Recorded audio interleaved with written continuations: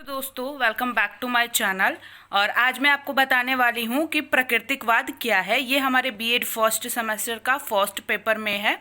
प्राकृतिकवाद बहुत ही important topic है। आदर्शवाद पे ऑलरेडी मैंने वीडियो अपलोड कर दिया है, सो अगर आपने अभी तक उसे चेक नहीं करा है तो आप जाके जरूर चेक करो। आज मैं आपको बताऊंगी प्राकृतिकवाद क्या है। एंड ये मेरा नोट्स है जिसे मैंने बुक से खुद से रेडी करा है। बहुत ही अच्छे से आप पढ़ सकते हो एंड शॉर्ट में मैंने बताया है। अगर आप इस वीडियो को सिर्फ देख लोगे तो आपका प्राकृतिकवाद रेडी हो जाएगा। तो बिना टाइम वेस्ट करे चलिए वीडियो को शुरू करते हैं। जो हमारा क्वेश्चन है वो है, शिक्षा में प्राकृतिकवाद क्या है, शिक्षा सिद्धांत में इसका योगदान क्या है, या प्राकृतिकवाद का विस्तृत वर्णन कीजिए। सो यहाँ पे आपको अगर प्राकृतिकवाद पूछ देगा तो सबसे पहले आपको लिखना है प्राकृतिकवाद का अर्थ एवं परिभाषा। ये कंपलसरी है लिखना, ये लिखोगे तो आपको अच्छा नंबर मिलेगा। ठीक है, तो ये है प्राकृतिकवाद अंग्रेजी शब्द के नेचुरलिज्म से बना है, जिसमें नेचुरल का अर्थ है प्राकृतिक। ये तो आपको इजीली याद रहेगा। प्राकृतिकवाद को अंग्रेजी में नेचुरलिज्म बोलते हैं एंड नेचुरल का अर्थ प्राकृतिक होता है तथा इज्म का अर्थ वाद होता है। इस प्रकार नेचुरलिज्म का अर्थ प्राकृतिकवाद हुआ। इसके अन्य नाम भौतिकवाद, पदार्थवाद, जड़वाद हैं। तो कभी कभी पूछ देगा जड़वाद क्या है या पदार्थवाद क्या है या भौतिकवाद क्या है, तो आपको डरना नहीं है, ये सब प्राकृतिकवाद है। प्राकृतिकवादी दर्शन, जैसा कि इनके नाम से ही स्पष्ट है कि प्रकृति को ही संपूर्ण सद्वस्तु मानता है। प्रकृति ही समस्त विश्व की रचनाकार व पालनहार है। ठीक है, तो यहाँ पे ये जो प्राकृतिकवाद है एग्जैक्टली इसके नाम से ही क्लियर होता है कि ये प्रकृति को बहुत ज़्यादा इम्पोर्टेंस देता था। जो भी है वो नेचर है।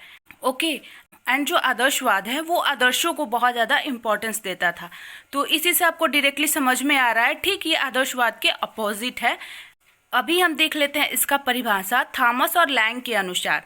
ठीक है, आपको परिभाषा भी लिखना है। यहाँ पे मैं सबसे इजी डिफिनेशन को पिक करा है, इससे इजी आपको नहीं मिलेगा। सो आपको इन दोनों डिफिनेशन को याद कर लेना है एंड अच्छे से लिख के आना है। प्राकृतिकवाद आदर्शवाद के विपरीत मन को पदार्थ के अधीन मानता है और यह विश्वास करता है कि अंतिम वास्तविकता भौतिक है, आध्यात्मिक नहीं। मैंने बोला ना, आदर्शवाद के बिल्कुल उल्टा है प्राकृतिकवाद। आदर्शवाद में आदर्श को इम्पोर्टेंस दिया गया था, यहाँ पे प्रकृति को इम्पोर्टेंस दिया गया है।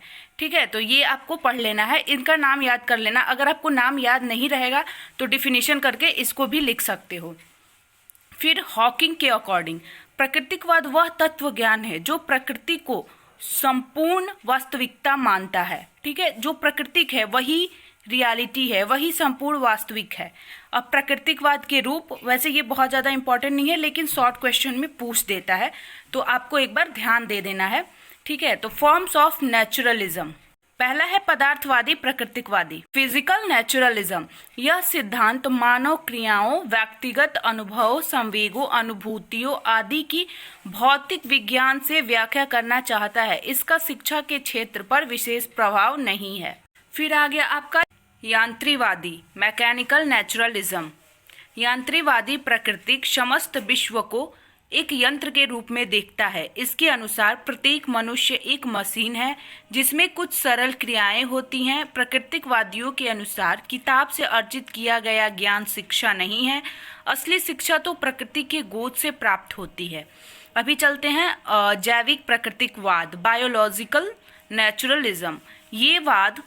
ये वाद मनुष्य को अपने जीवन की रक्षा करने में सक्षम कर देना चाहता है। वह इसके लिए अपने पर्यावरण के अनुसार बनने पर बल देता है। तो इन दोनों में कुछ समझाने की जरूरत नहीं है, बहुत ही इजी वर्ड्स में लिखा है, आप खुद भी समझ सकते हो। अभी चलते हैं प्राकृतिकवाद के सिद्धांत। ये बहुत ज़्यादा इम्पॉर्टेंट है। सिद्धांत या विशेषता आप इसे बोल सकते हो। कभी भी विशेषता और सिद्धांत आए तो आप कंफ्यूज मत होना, सेम है। ठीक है, तो आप अगर ये लॉन्ग में आता है तो आप इसको हेडिंग एक को हेडिंग बना लो और इसमें एक्सप्लेन कर दो। आई नो कि आप एक्सप्लेन कर सकते हो, बीएड के स्टूडेंट हो तो ठीक है। भौतिक संसार, जो पहला है वो है भौतिक संसार ही सत्य है। जैसे आदर्शवाद में मन को इम्पोर्टेंस दिया गया था, जो मन की दुनिया है वही सत्य है, आदर्शवाद में ये बताया गया था, वैसे ही यहाँ पे जो भौतिक संसार है वही सत्य है। अब यहाँ पे प्राकृतिक अंतिम सत्ता या वास्तविकता है। प्राकृतिक ही अंतिम सत्ता या वास्तविकता है। फिर जो तीसरा है, ज्ञान और सत्य का आधार इंद्रियों का अनुभव है। प्राकृतिकवाद में धर्म व ईश्वर का कोई स्थान नहीं है। ऑफ कोर्स कैसे होगा प्राकृतिकवाद में धर्म और ईश्वर का स्थान? यहाँ पे तो प्रकृति को ही सब कुछ माना जाता था, तो ये तो आपको इजीली याद हो जाएगा कि प्राकृतिकवाद में धर्म और ईश्वर की बिल्कुल भी मान्यता नहीं थी। ठीक है, फिर जो नेक्स्ट है वो है प्रकृति के नियम अपरिवर्तनीय है। उसके बाद जो नेक्स्ट है वो है वास्तविकता की व्याख्या केवल विज्ञानों द्वारा ही की जा सकती है। और आदर्शवाद में बोले थे कि वास्तविकता की व्याख्या केवल मन से ही की जा सकती है, और यहाँ पे बताया गया है वास्तविकता की व्याख्या केवल विज्ञान द्वारा की जा सकती है। वर्तमान जीवन ही वास्तविक जीवन है। प्राकृतिकवाद ये मानते थे कि जो हमारा प्रेजेंट लाइफ है वही हमारा रियल लाइफ है। अभी हम देख लेते हैं प्राकृतिकवादियों के अनुसार शिक्षा की क्या व्यवस्था थी। तो जो ये प्राकृतिकवाद और शिक्षा, तो प्राकृतिकवाद में क्या शिक्षा थी हम वो देख लेंगे। प्राकृतिकवाद शिक्षा के क्षेत्र में उन सभी उद्देश्यों, पाठ्यक्रमों, शिक्षण विधियों अर्थात ऐसी पूरी शिक्षा प्रक्रिया के विरुद्ध है जो बालक के स्वतंत्र व स्वाभाविक विकास में बाधक बनती है। ये लाइन आपको जरूर लिखना है, शिक्षा बालक के लिए बना है, बालक शिक्षा के लिए नहीं। प्राकृतिकवाद के अनुसार बालक को स्वतंत्र रहना चाहिए और उसका स्वाभाविक विकास होना चाहिए। जो एजुकेशन है वो बालक के लिए बना है, बालक शिक्षा के लिए नहीं बना है। उनका कहने का तात्पर्य ये था। अभी हम चलते हैं आगे। प्राकृतिकवाद में शिक्षा का क्या उद्देश्य था? एम ऑफ एजुकेशन, ये हेडिंग मैंने लिख दिया है, आपको इसको लिखना है एक पॉइंट को। इसमें आपको 2-2 लाइन 3-3 लाइन खुद से लिख देना है, बहुत ईजी है। इसमें जो पहला पॉइंट और हेडिंग है वह यह है जीवन संघर्ष के लिए प्रस्तुत करना। तो प्राकृतिकवाद में जो शिक्षा का उद्देश्य था, बालकों को ऐसा शिक्षा दिया जाए जिससे उनके जीवन में जो भी संघर्ष हो वो इजीली उसको पार कर सके, इजीली उसका समाधान कर सके, डरे नहीं।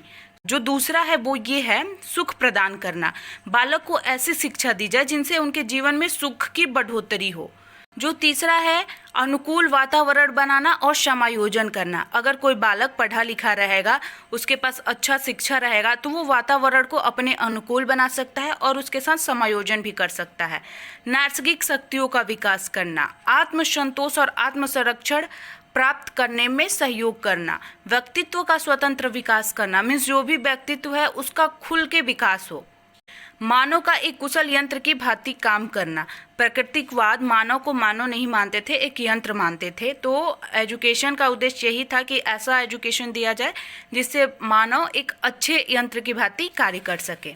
अभी चलते हैं प्राकृतिकवाद व पाठ्यक्रम। प्राकृतिकवादी बालक को पाठ्यक्रम का आधार मानते हैं, इसलिए उनका कहना है कि पाठ्यक्रम का निर्माण बालक के रुचियों, योग्यताओं और स्वाभाविक क्रियाओं के अनुसार होना चाहिए। प्राकृतिकवाद के अनुसार पाठ्यक्रम में निम्नलिखित तत्व होने चाहिए। आई होप कि आपको समझ में आ रहा होगा। ये जो नोट्स है ये बहुत ज़्यादा इजी है, इससे इजी नोट्स आपको कहीं नहीं मिलेगा। ओके, सो चलिए टॉपिक पे आते हैं। बालक को पाठ्यक्रम का आधार होना चाहिए, मीन्स जो एजुकेशन होना चाहिए वो चाइल्ड सेंटर्ड होना चाहिए, मीन्स बच्चों के अकॉर्डिंग पाठ्यक्रम होना चाहिए। सभी विषयों के लिए विज्ञान को केंद्रीय विषय को प्रधानता दी जानी चाहिए, मीन्स जो साइंस सब्जेक्ट है वो मेन होना चाहिए हर क्लास के लिए। फिर जो तीसरा है यह है पाठ्यक्रम में जीवन रक्षा संबंधी विषयों को प्रधानता दी जानी चाहिए। जो हमारा करिकुलम है उसमें जो हमारा लाइफ सेविंग जो सब्जेक्ट है उसको भी मेन इंपॉर्टेंस देना चाहिए। फिर जो ये फोर्थ है पाठ्यक्रम बालक के रुचि, योग्यताओं तथा स्वाभाविक क्रियाओं के अनुसार होना चाहिए, मीन्स ऐसा पाठ्यक्रम हो जिसमें बालक को इंटरेस्ट रहे। बालक को सब विषय सब बालकों को पढ़ाया जाना चाहिए। सारे सब्जेक्ट का नॉलेज बच्चों को देना चाहिए। प्राकृतिकवाद व शिक्षण विधियाँ, मेथड्स ऑफ टीचिंग। पहला है करके सिखाना, लर्निंग बाय डूइंग। प्राकृतिकवाद में जानने से अधिक करने पर बल दिया जाता है, क्योंकि बालक करके सीखने में आनंद अनुभव करते हैं। जैसे हमें किसी भी चीज़ को पढ़ाया जाता है तो हमें समझ में नहीं आता है, और जैसे ही उसका हम प्रैक्टिकल करते हैं, लाइक हमें खुद से दे दिया जाता है कि तुम इसको ऐसे करो, तो हमको वो चीज़ें ज़्यादा समझ में आती है। तो यहाँ पे वही बताया गया है, करके सीखना, लर्निंग बाय डूइंग। ठीक है, फिर एक है अनुभव द्वारा सीखना, लर्निंग बाय एक्सपीरियंस। आप देखते होंगे कि जैसे जैसे आप किसी चीज़ को एक्सपीरियंस करते हो उसे आप जल्दी सीखते हो, तो प्राकृतिकवाद ने इस मेथड को भी अपनाया। एंड जो थर्ड मेथड है वो है खेल विधि द्वारा सीखना। बच्चे खेल खेल में भी बहुत कुछ सीखते हैं, जैसा कि आपने देखा है कि बच्चे खेल खेल में भी बहुत कुछ सीखते हैं, तो ये है खेल विधि द्वारा सीखना। तो प्राकृतिकवाद में जो शिक्षण विधि थी वो था करके सीखना, अनुभव द्वारा सीखना, खेल विधि द्वारा सीखना। आई होप कि आपको समझ में आया होगा। प्राकृतिक वह बालक, प्राकृतिकवाद में बालक को कैसे ट्रीट किया जाता था या बालक कैसे होते थे। प्राकृतिकवाद में बालक को प्रमुख स्थान दिया गया, मीन्स जो मेन इंपॉर्टेंट है वो बालक ही है। पहले बालक को लघु पौड़ के रूप में देखा जाता था, परंतु प्राकृतिकवाद में बालक को बालक के रूप में देखा जाने लगा।